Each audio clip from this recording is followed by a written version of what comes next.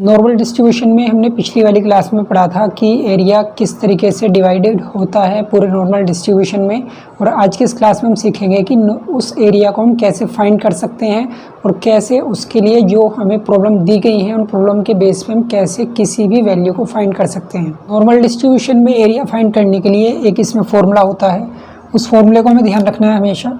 Formula है z is equal to x minus x bar divided by standard deviation.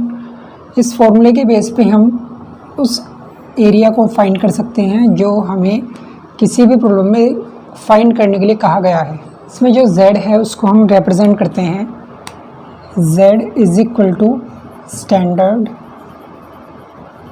Normal variate.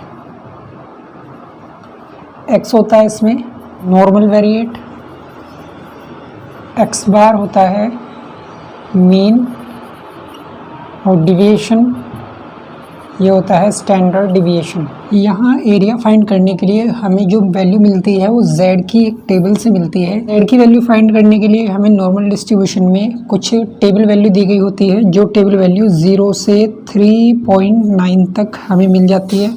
0.0 से start होती है और 3.9 तक वो वैल्यू हमें मिलती है।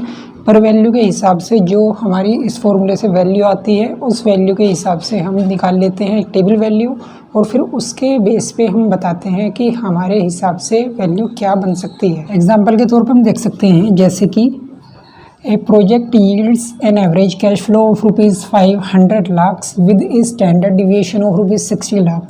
उसने कहा है कि एक प्रोजेक्ट का जो एवरेज यील्ड है, जितना वहाँ से हम कुछ पैसा कमा पाते हैं, वो एवरेज है लगभग 500 लाख रुपए, और उसका स्टैंडर्ड डिविएशन जो है वो 60 लाख रुपए है, यानी कि इसमें फ्लक्चुएशन जो आ जाता है वो 60 लाख रुपए तक आ जाता है।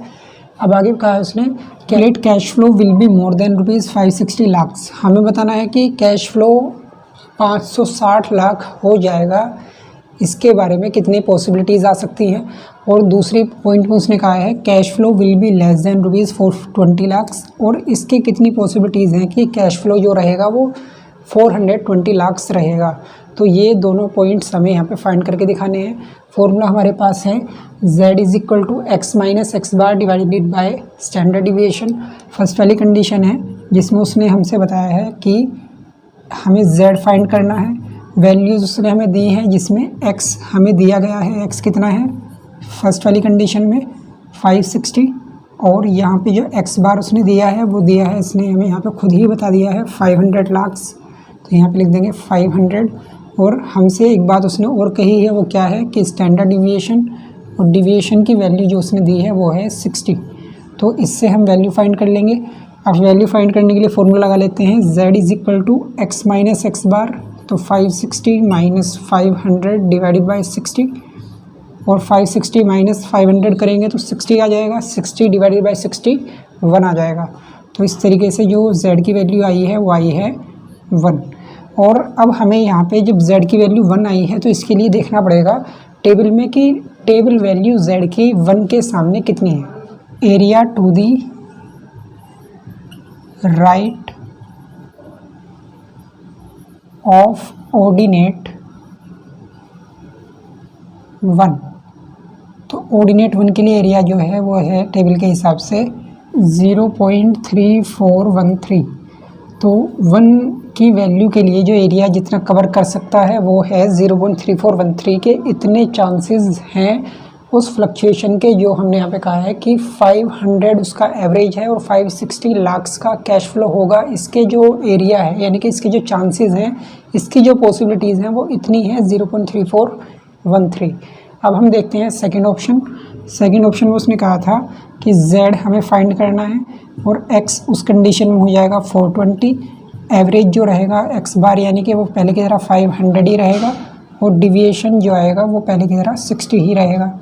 अब यहाँ पे फाइंड कर लेते हैं z is equal to x यानी कि 420 माइनस x बार यानी 500 और डिवाइडेड बाय 60।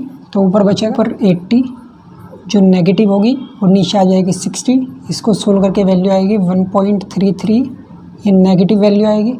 और जब हम z के लिए 1.33 नेगेटिव के लिए चेक करेंगे तो वैल्यू आ जाएगी 0.4082, यानी पॉसिबिलिटीज़ जो होंगी वो हो जाएंगी लगभग 41% या 41% एरिया हम कह सकते हैं उस नॉर्मल डिस्ट्रीब्यूशन का कवर किया जा चुका है कि इतने चांसेस है कैश फ्लो के लिए, वो हैं 0.4082।